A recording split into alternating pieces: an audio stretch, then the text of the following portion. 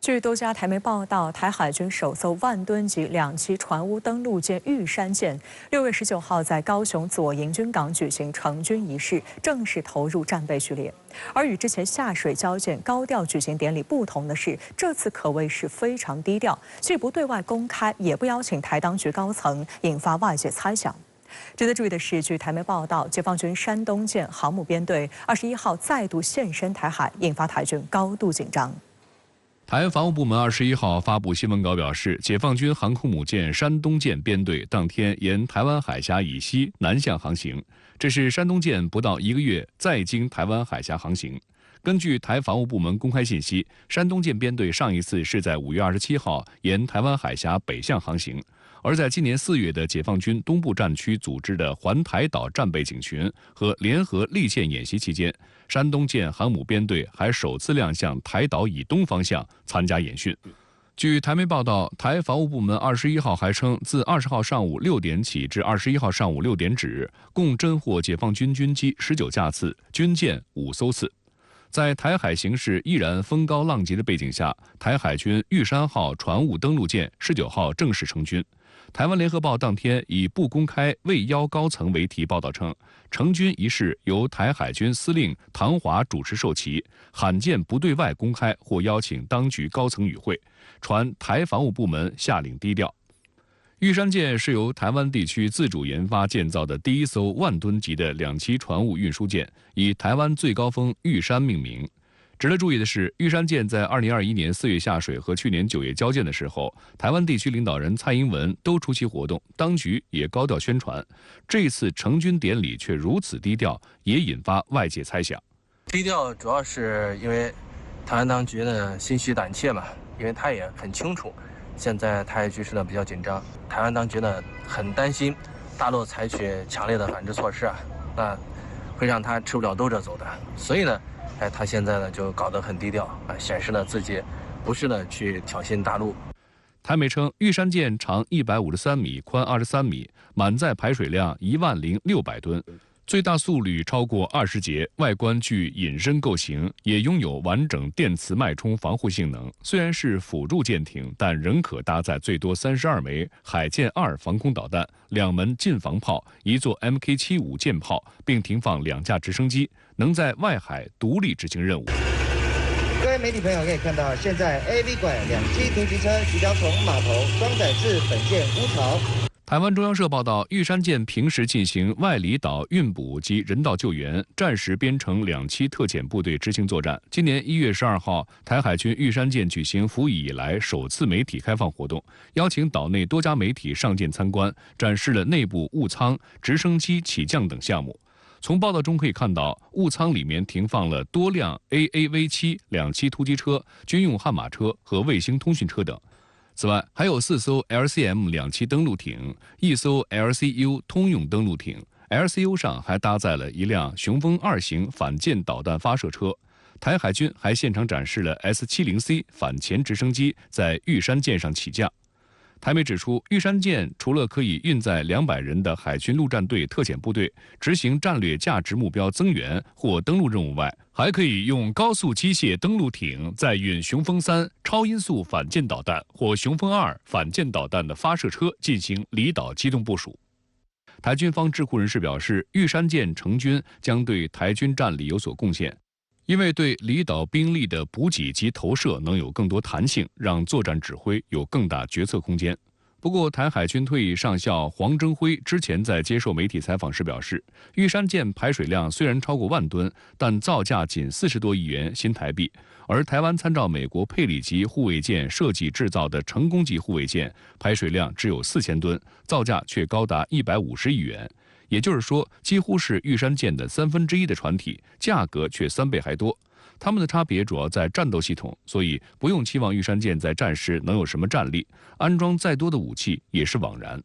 他还表示，玉山舰不是战舰，它在战时的功能是运输2栖登陆部队。玉山舰不能够用来打仗，打仗起来它几乎是一个很脆弱的船。它只能够自保，它只能够运输一些2栖载具，所以玉山舰在未来的台海作战里面，它是毫无用处的。那既然毫无用处，你为什么要去造它呢？那是因为建军的原则，海军一直遵循的是1:1的汰换，就是有一艘老的船要淘汰了，那么我们就造一艘新的船来补。此外，玉山舰还于去年6月被传出在船坞测试时发生后段船舱进水事故，导致主机泡水。仅3个月后，玉山舰就举行了交舰典礼。台船发言人当时介绍，玉山舰泡水因操作过程中忽略注意事项，海水并未伤到主机，但机舱内部分系统管线确有被海水浸泡。经过淡水清洗等标准处理后，通过绝缘电阻量测检验达标，才完成交舰所有的验收工作。强调新舰不会有任何品质问题。尽管台船一再为新舰背书，有岛内舆论戏称，明明采购的是新车，结果拿来的是修好的泡水车。还有人讽刺，原来不只有泡水车，还有泡水舰，快变成潜水艇了。这就跟泡水车一样，它在后续会对性能呢造成比较大的影响。平时呢表现不大出来，但是呢很可能它呢突然会出现。那这样也就意味着这艘玉山舰呢是带病上岗。欢迎回来。当地时间20号上午，国务院总理李强在柏林同德国总理朔尔茨共同主持第7轮中德政府磋商，并举行会谈。李强表示，第7轮中德政府磋商高效务实，取得丰硕成果。双方一致认为，中德合作基础扎实，充满活力。那么，值得关注的是，朔尔茨表示支持双向投资以及去风险，不是去中国化，有何深意？来看报道。现在国际形势错综复杂多变，逆全球化思潮抬头，世界经济复苏动力不足。中德作为世界上有影响力的2个大国，应该更加紧密地携手合作。李强表示，双方要抓住绿色转型机遇，推动合作提质升级，要坚持务实开放态度，更好实现互利共赢。要加强全球经济治理合作，保障国际产业链供应链稳定，推动世界经济早日复苏。舒尔茨表示，德方愿同中方就2国间所有议题保持密切沟通，共同应对气候变化、粮食安全、债务问题等全球性挑战。德中经贸和双向投资联系紧密，德方无意对华脱钩，愿同中方加强双多边合作，促进世界发展繁荣。作为世界上2个很重要的依赖出口市场2个重要的这样的经济体，能够恢复这种正常的这个双方的官方交流我想对于这个提升整个国际市场的信心，能够促进整个一个国际社会国际这个经贸关系的这种交流，还是有很大的一个正面的刺激意义外交部发言人毛宁21号在例行记者会上介绍说，本轮磋商是新冠疫情发生以来的首次线下磋商，也是2国新一届政府首次全面对接，对统筹推进中德各领域务实合作具有重要意义。双方均高度重视，共有外交、经贸、工业、财经、司法等22个部门的负责人分别举行了对口磋商，并向2国总理汇报在有关领域合作的进展情况。磋商期间，双方取得了一系列的重要成果，包括同意建立气候变化和绿色转型对话合作机制，举行第3次中德高级别财经对话，以及新一届中德环境论坛卫生对话，继续深化经贸、投资、汽车制造、高科技、新能源、数字经济、人文等领域的合作。第7轮中德政府磋商前，李强同舒尔茨举行会谈。值得注意的是，舒尔茨表示，德方支持双向投资，将为中国企业赴德投资提供良好营商环境。据路透社19号报道，历时近2年波折后，中企对德国汉堡港码头的收购案终于画上句号。根据协议，中原海运港口有限公司收购 CTT 集装箱码头 24.99% 的少数股权， CTT 集装箱码头有望成为中欧贸易在北海的主要枢纽。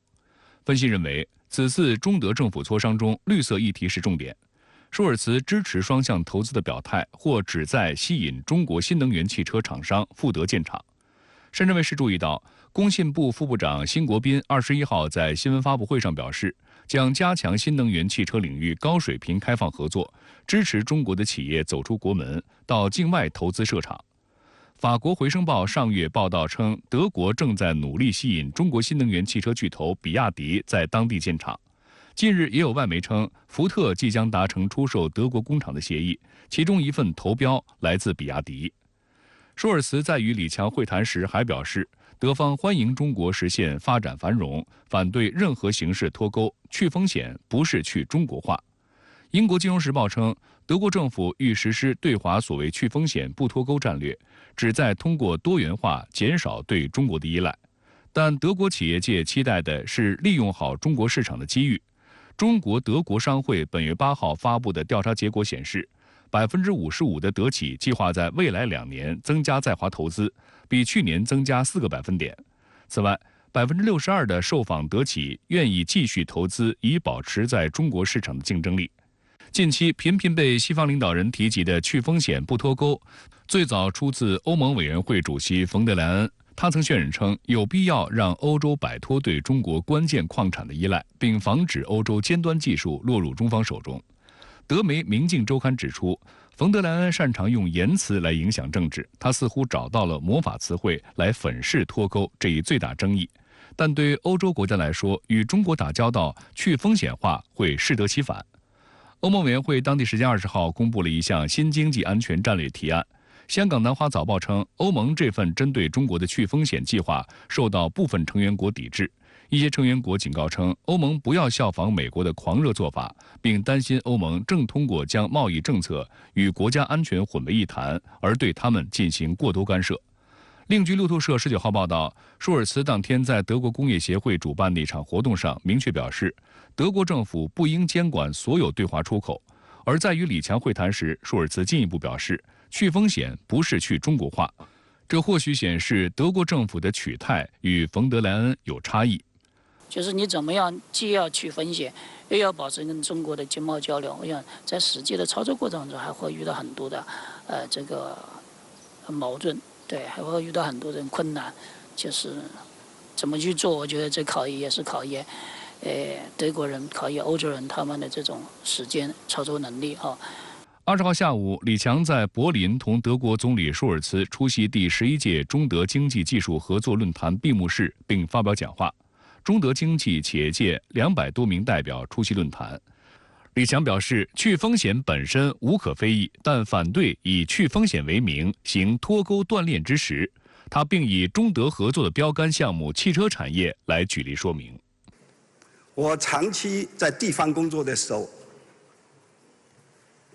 组织给我单位给我们配的车就是德国车。我在上海工作5年时间，就是上汽给大众合资生产的大众汽车。我并没有觉得这有什么风险。我们到医院去做 CT 检查、核磁检查，都是西蒙子的。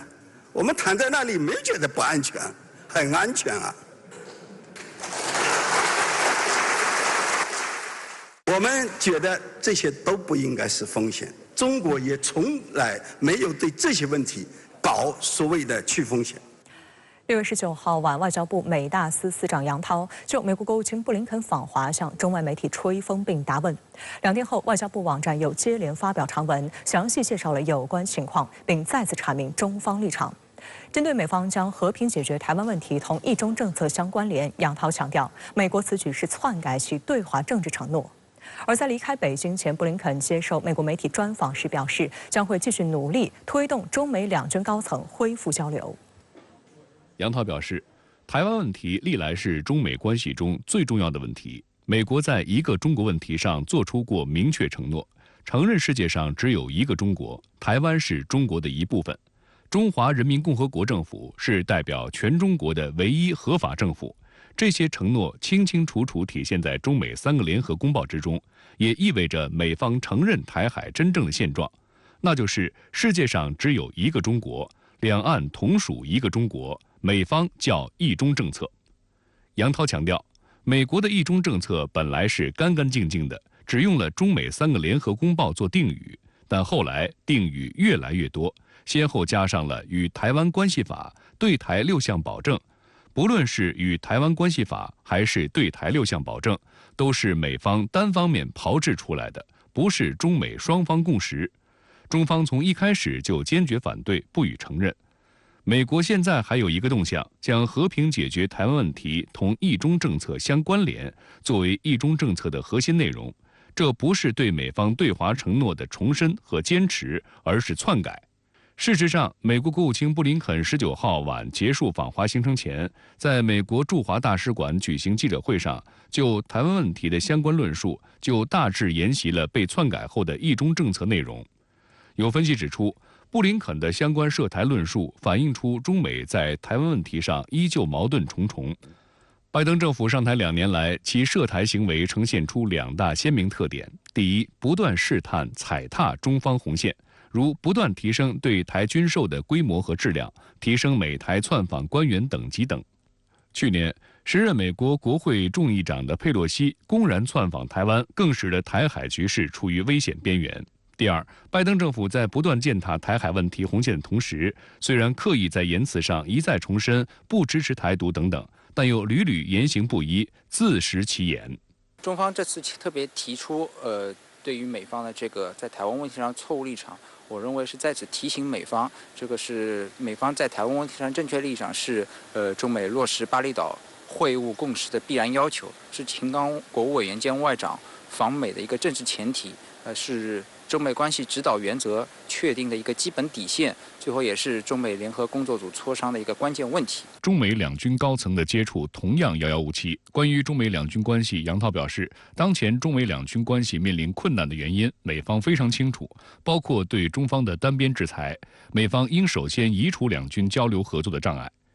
19号晚，布林肯结束访华行程离开北京前，接受了美国哥伦比亚广播公司专访，重点谈到了中美两军交流。Your message has consistently been that you are here to open up lines of communication to avoid a military clash. It's a work in progress. This is something that we need to do in the interests of both of our countries. That is, not only to establish and reestablish and strengthen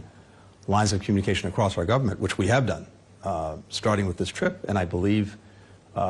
visits to follow by a number of my colleagues and then Chinese officials coming to the United States.Usually important if we're going to responsibly manage the relationship, if we're going to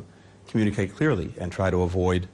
the competition that we have veering into conflict. But an aspect of that that really is important is military to military. We don't have an agreement on that yet. It's something we're going to keep working. 目前，中美两国军事官员之间的沟通仍处于冻结状态。去年佩洛西窜台后，中方宣布了3项取消、5项暂停，共8项反制措施，包括取消安排中美两军战区领导通话，取消中美国防部工作会晤，取消中美海上军事安全磋商机制会议。而近来，美军舰机还加大了对华抵近侦察等挑衅行动。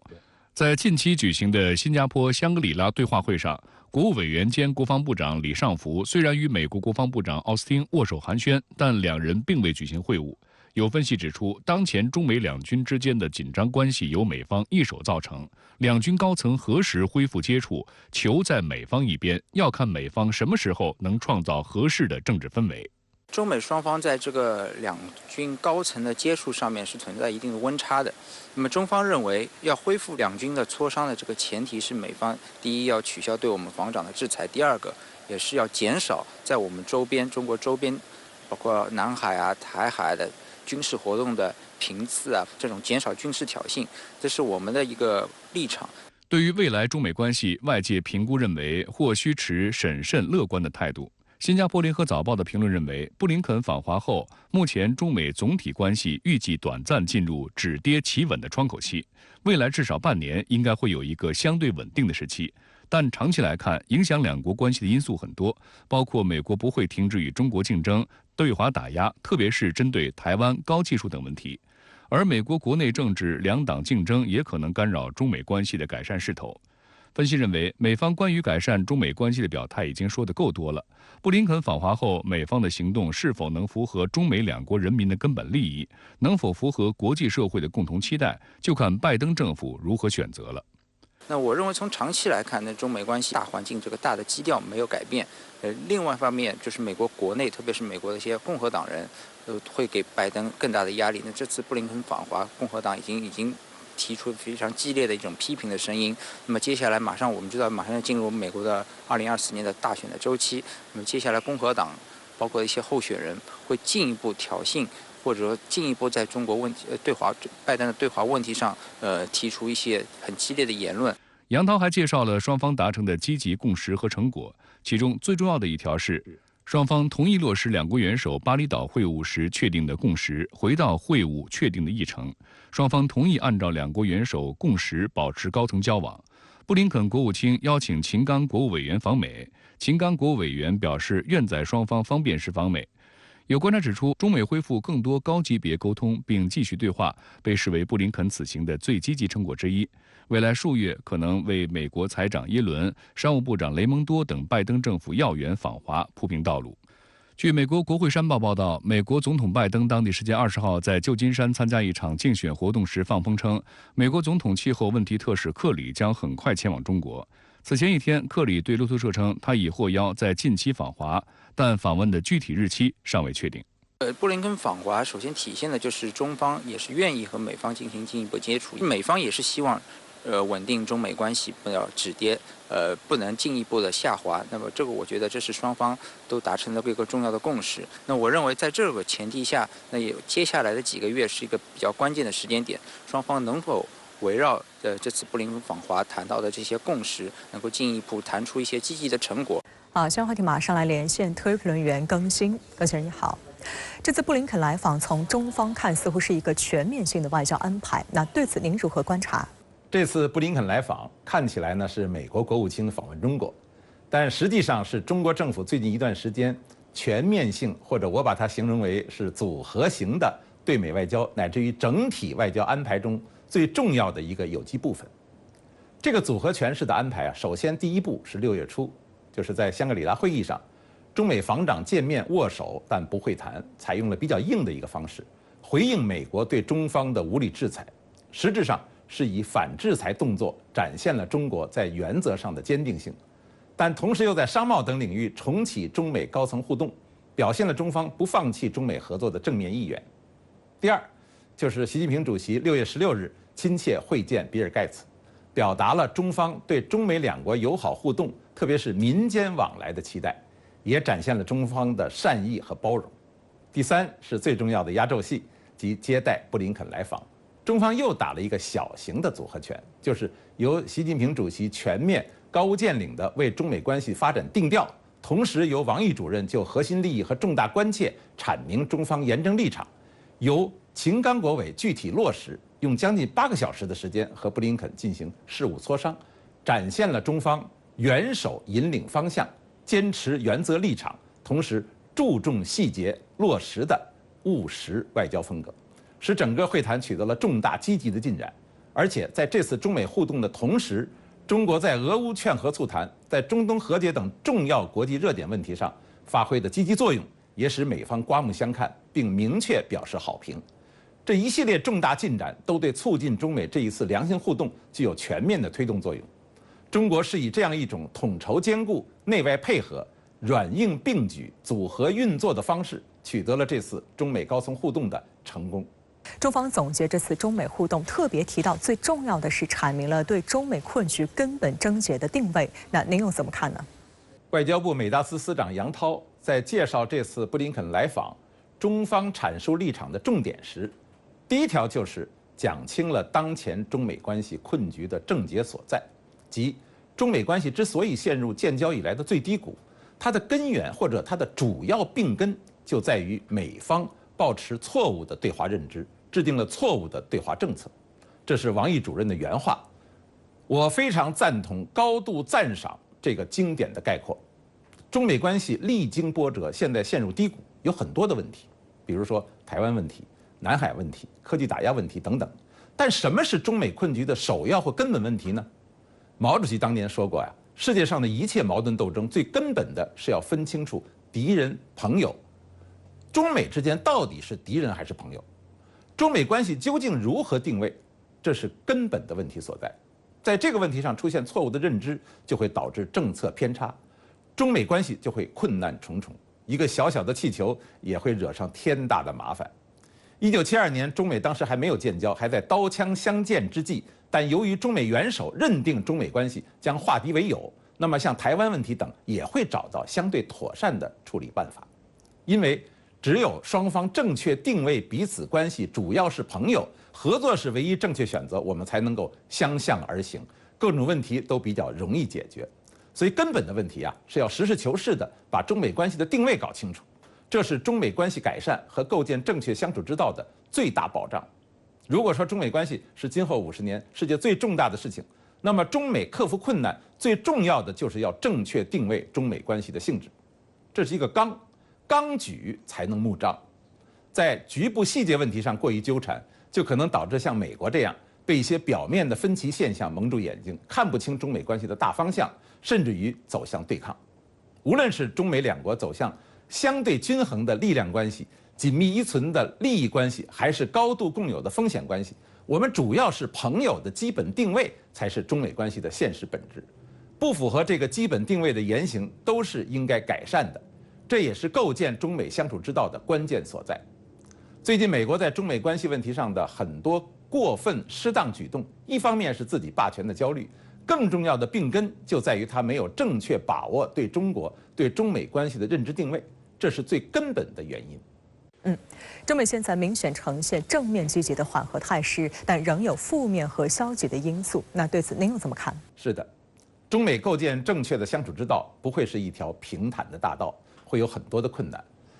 通过这一次中美的高层互动呢，展现了一个积极正面的缓和态势，但是还有很多负面的、消极的因素在阻碍着我们。所以，我们既要有信心，在遇到困难的时候，要以积极的态度去面对。但是在形势比较好的时候呢，我们也要冷静，要有耐心，客观正视中美仍然需要应对的各种风险和挑战，包括一些风高浪急乃至地动山摇的风险的可能性。例如，这次王毅主任提出了要求美方解除单边制裁的问题，这就是一个有待解决的现实课题。现在我们都注意到了，美国国内还有少数的政客在制裁中方官员的问题上继续炒作。虽然美方也表达了要邀请中方高级官员去参加11月旧金山 APEC 会议的意愿，但是香港特首李家超先生现在还在所谓的制裁名单之中。美方应该如何取消制裁、妥善安排，还需要观察。再比如，这次互动中我们取得了很多正面收获，但依然存在一些负面风险，所以应该有一个清单。比如说像刚才提到的取消制裁问题，这是一个迫在眉睫的问题，需要尽快解决。但同时又应该把它和我们中美关系整体向好的这样一个大局均衡地结合起来。中美是两个最有实力的大国，也是两个最有智慧的大国。我们在50年前那样复杂严峻的冷战环境，都可以找到化敌为友的道路和方法，取得了巨大的成就，为两国人民、为世界和平发展做出了巨大贡献。今天我们没有理由在中美已经是世界最大合作伙伴的现实格局下，去开历史倒车，甚至于再次走向对抗。这既不符合历史的逻辑，也不符合人民的期待。好，谢谢更新先生在线和我们分享您的观点，谢谢。第11届世界和平论坛将于7月在北京举办。在20号举行的吹风会上，论坛秘书长、清华大学国际关系研究院院长严学通表示，本届论坛将全面线下举办，全面恢复人与人面对面的热交流。当今世界百年变局加速演进，国际环境风高浪急，外交界、国际智库学者有何观点碰撞？本届论坛的海外嘉宾邀请过程又折射出国际局势的哪些新变化？一起来看深圳卫视记者对严学通教授的专访。美国国务卿布林肯刚刚结束为期2天的访华行程。世界和平论坛秘书长、清华大学国际关系研究院院长严学通认为，中美高层直接对话是很好的迹象，有助推动两国其他领域的交流合作。这次我国领导人接见了布林肯，然后说明什么呢？就是说国际交流是非常重要的，即使是中美之间具有这个对抗的和冲突的这个性质，那么仍然双方之间要保持沟通和这个交流，所以这样呢是一个正面的信号。严学通教授是著名国际关系理论家，清华大学首批文科资深教授。他认为，当今的世界处于不安的和平，而非新冷战。不安的和平也将主导未来一段时期的中美关系。和平呢，它的对立面就是战争，就是和平就是没有暴力的行为，就是再不安，它也属于和平的内容，是吧？它只要没有发生暴力，那么不安的和平是呢，是指它心理上的，心理上它处于一种客观的和平状态，但是呢，它老有一种恐惧感，担心什么危险发生，比如说现在的这个什么，大家最担心最多的就是产业链的这个中断，完导致整个生产不能正常进行，不能有序。担心台海战争发生啊，担心什么东海地区发生军事冲突啊，担心这个朝鲜半岛发生这个战争啊，就是人们的这种担心是非常严重的。所以这样呢，我想说的是，就是说虽然军事暴力的战争没发生，但是人们的恐惧和担心还是在不断上升的。我们看到美国的这种小院高墙战略，其实在试图限制美国企业的在华投资，以提升与中国展开竞争的能力。但是另外一部分呢，我们也发现近期呢，其实有很多美国的这种企业巨头依旧对中国呢产生了非常浓厚的兴趣。那您觉得这样的一种行为，它代表着什么呢？大家呢，就是还不太愿意接受现在这个恩密全球化的这个趋势。如果我们共同努力，能改变这全球化趋势，进行合作，这是一个出路。当不能够合作进行解决这趋势的时候，那只能采取自保。那么大家呢，把经济安全放在第一位，而把发展放在第二位之后，出现了一个很大的一个麻烦，就是说为了安全，结果呢放弃发展。所以就是说，这个时间需要的就是你说的，它需要一个平衡，就是在安全与发展之间维持一个平衡。这每个人、每个企业、每个单位面临的这个平衡点都是不一样的，所以谁也不会给出一个法宝怎么维持平衡，那都是一个经验的问题。世界和平论坛创建于2012年，是由清华大学主办、中国人民外交学会协办、清华大学国际关系研究院承办的中国第一个高级别非官方国际安全论坛。本届论坛主题为求共识、促合作、稳秩序、护和平。严学通对深圳卫视表示，秩序就像空气一样，稳定的时候没有人操心秩序，因为秩序受到了破坏，然后大家就开始说秩序很重要。当今世界纷纷扰扰，但正是这种乱，才让共识更加弥足珍贵，真理越辩越明。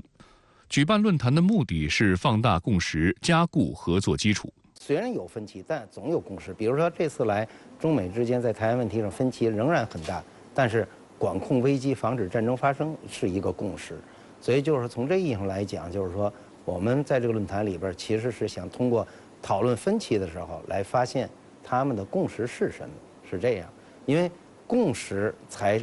有了个共识，才能够讨论在这个共识基础上，然后采取大家可接受的方法进行合作。如果共识都没有，那你怎么合作呀？严学通向深圳卫视表示，全球局势风高浪急，这对论坛的筹备既是压力也是动力。主办方希望大家通过讨论和信息交流，能在观念上更加接近客观实际，更加理性，更加有道理，而不是更加固执己见。11年来，世界和平论坛已经形成了自己的风格特色。你比如说德国的慕尼黑这个国际安全论坛，新加坡的香格里拉这个国防部长对话，他们解决的是政府之间的沟通和交流。他们去那儿的这个交流主要是政府官员。就官员需要的是相互表达自己本国的政策，同时呢了解对方的政策，那同时呢也想通过这种交流呢了解政策中间的分歧是什么，以及哪些个有共识可以开展合作。那么我们这是一个民间的论坛，它不是一个政府官员的一个交流，所以呢它实际主要是为智库人员和这个政策研究人员以及外交人员，他们提供一个相互沟通信息，然后一个判断，然后自己的认识是否正确，这是一个很重要的。法国外长最新证实，总统马克龙希望参加金砖峰会，这一没有先例的举动为何引爆国际舆论？马克龙的期待又能否如愿？一段时间以来，世界掀起金砖热，目前已有近20个国家申请加入，并且这一数字还在不断增加。金砖合作为何被看好？沈斌深入分析。今年的金砖峰会将于8月在南非举行，金砖国家扩员受到广泛关注。有消息指，申请加入金砖国家的国家数量在不断增加，目前已有近20个国家。而此前，法国总统马克龙被曝希望参加金砖峰会的消息，也引发了舆论的高度关注。法国外长已证实此事，并表示正在等待邀请。综合政治新闻网欧洲版等媒体的报道，法国外交部长科隆纳当地时间19号在与南非外长潘多尔会见后表示，马克龙总统希望成为首位受邀参加金砖国家领导人峰会的西方领导人。法方希望通过金砖机制和其他形式积极对话，了解彼此并解决问题，但能否参会仍需要相关国家做出决定。南非是今年金砖国家机制的轮值主席国，峰会将于8月22号到24号在约翰内斯堡举办。当被问及马克龙希望参加金砖峰会的传闻时，科隆纳承认这一议题已经摆上了台面。他表示，在我们看来，对话总是积极的，即使我们不能100%同意所有事情，我们也必须通过对话来了解彼此并找到解决方案。法媒称，法方这种正在等待受邀的情况虽然令人惊讶，但根据南非外长潘多尔的说法，也并非不可想象。潘多尔在当天同一场合就表示，如果发生这种情况，即马克龙受邀参会，这将是当前金砖国家机制参与模式的创新，可能会扩大金砖国家机制的全球影响力。此前，潘多尔就已多次表示，金砖国家机制希望把更多有共同理想和目标的国家联系在一起。We also looked at, I think, an important subject, which is what are the links that there should be between BRICS and G20 in an increasingly, in our view, multipolar world. We have a sense that we're moving away from a unipolar and there's increasing interest in multipolarity. 潘多尔同时补充称，这一有关参加会议的邀请权掌握在金砖国家机制现任主席国手中，即南非总统拉马福萨有权最终决定是否邀请马克龙。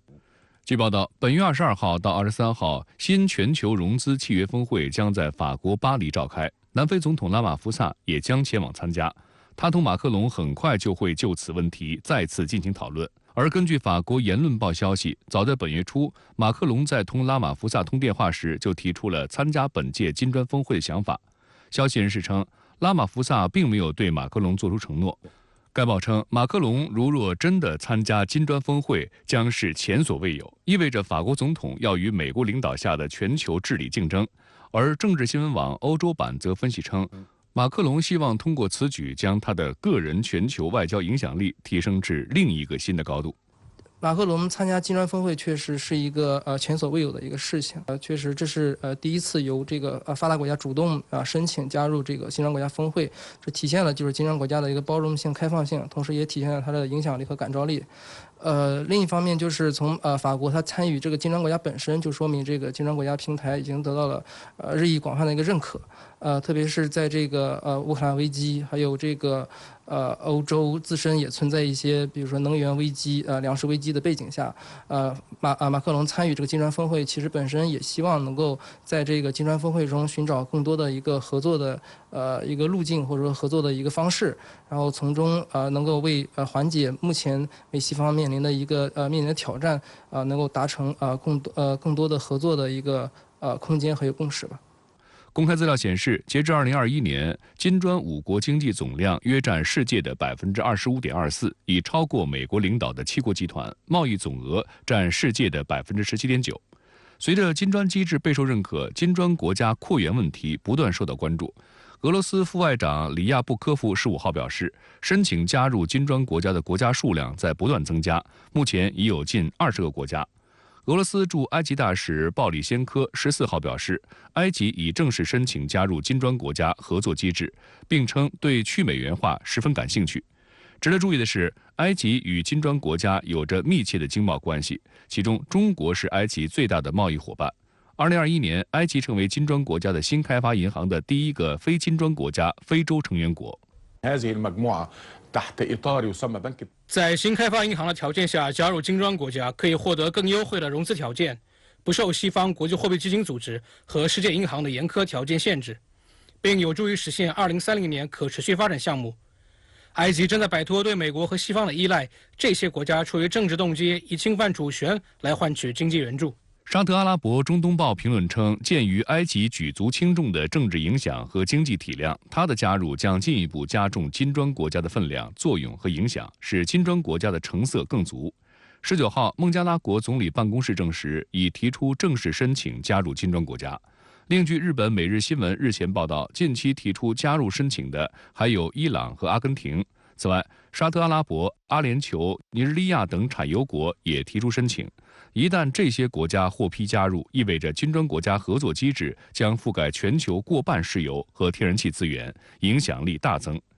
西班牙起义报网站本月10号提出这样一个问题：为什么这么多发展中国家有兴趣加入金砖国家？报道指出，许多国家已经厌倦了这样一个事实：美国几十年来在经济上几乎统治了整个世界，强制美元交易，不遵守白宫指示，就将面临制裁及经济和金融勒索。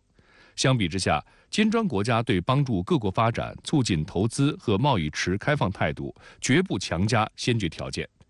对于金砖热，中国外交部发言人毛宁20号在例行记者会上表示，作为新兴市场国家和发展中国家合作的重要平台，金砖国家致力于维护多边主义，积极推动全球治理体系改革，提升新兴市场国家和发展中国家的代表性和发言权。扩员是金砖5国的政治共识，中方一直致力于推动扩员进程。我们欢迎更多志同道合的伙伴早日加入金砖大家庭。我觉得这表明就是金砖国家本身它有很强的一个感召力和吸引力。首先我觉得就是第一个就是它的经济上确实，因为它5国都是新兴经济体，它的经济发展潜力巨大，因此很多发展中国家加入，它确实能从经济合作中获得实实在在的好处。然后第二就是它道义上的一个感召力，就是因为金砖国家它都坚持就是奉行多边主义和构建国际政治经济新秩序，因此它在这个反对美国霸权以及这个共同建设公正合理的新秩序方面有共同的诉求，因此有越来越多的国家希望加入金砖国家合作。好，相关话题马上来连线推评论员陈斌，陈先生你好。法国确认马克龙正在等待金砖国家峰会的邀请，那您对此有何观察？主持人好。金砖国家的崛起呢，意味着世界不想受制于过去200年来形成的美西方经济霸权，同样呢，也意味着西方及其代表性组织7国集团再也不能掌控世界经济了。中方呢经常说的100年未有之变局，指的就是西方主导国际事务的时代要结束了，取而代之的是一个多极世界。法国呢是少有的洞见到世界新秩序的国家，马克龙呢不仅对金砖国家的前景看好，对中国的发展也保持着开放和善意的态度。有一个观察呢很形象，说马克龙呢似乎看到了金砖国家未来的爆发性增长，与其坐等，还不如现在呢就行动，先搭上金砖列车再说，等到列车开走了再后悔那就来不及了。那么我们反过来看金砖呢，这个国际合作组织2006年起步以来，运行机制与西方的 G7 呢是不同的。最显著的特征呢是开放包容、合作共赢、平等协商，与G7的排斥他国与打压他人是很不相同的。正因为金砖国家呢秉持着这样的理念，其发展速度和影响力都是空前的，经济总量呢占全球 GDP 的31.5%，远超过其他经济体，当然呢也超过了美国领导的 G7。马克龙呢要是应邀参加金砖国家峰会，那他呢就成了第一位参会的西方国家领导人，同时呢也表明法国总统对美国领导下的治理体系拉开了距离。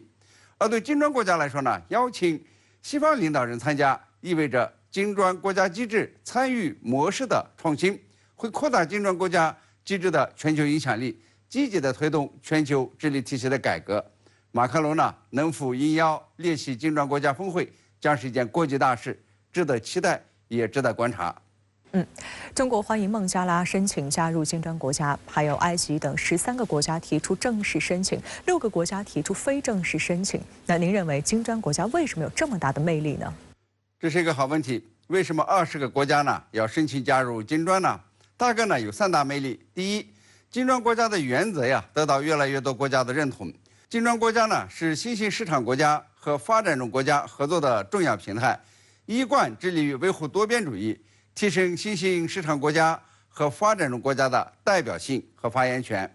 那么这个合作机制呢，运行多年了，形成了新的合作模式和治理思想。用一句话概括，就是结伴而不结盟。所以说呀，这个金砖国家呢，已经成为推动全球治理变革的重要力量，与美西方的小团伙、小圈子政治呢，形成鲜明的对比。加上呀，金砖国家组织的这个实力是日益增长，正成为全球经济增长的引擎。那么对发展中国家呢，具有越来越大的吸引力；对西方国家呢，也有一定的吸引力。法国和塞尔维亚呢，都看好金砖。第二呢，金砖国家组织呀，可以帮助其他国家解决经济难题，有实实在在的好处。比如说呢，2013年成立的金砖国家新开发银行已经获得了惠誉评级和这个标普全球评级的 AA+ 国际信誉评级，被认为呢能够有效地吸引国际和本地资本市场的长期资金。那么自成立以来呀，已经批准了90多个项目，总额呢达到320亿美元，在各领域呢为发展中国家提供支持。第三呢，金砖国家组织提出的去美元化议程得到很多发展中国家的共鸣，都不想呢再受这个美元王的盘剥了。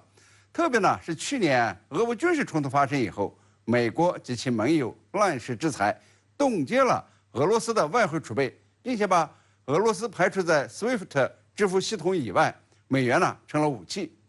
美西方对俄罗斯这样的大国都敢把美元当武器来使，那对其他发展中国家呢就更不在话下了。发展中国家呢都提出要提高本国的货币地位和国际影响力，那么金砖国家呢正好提供了这种可能性，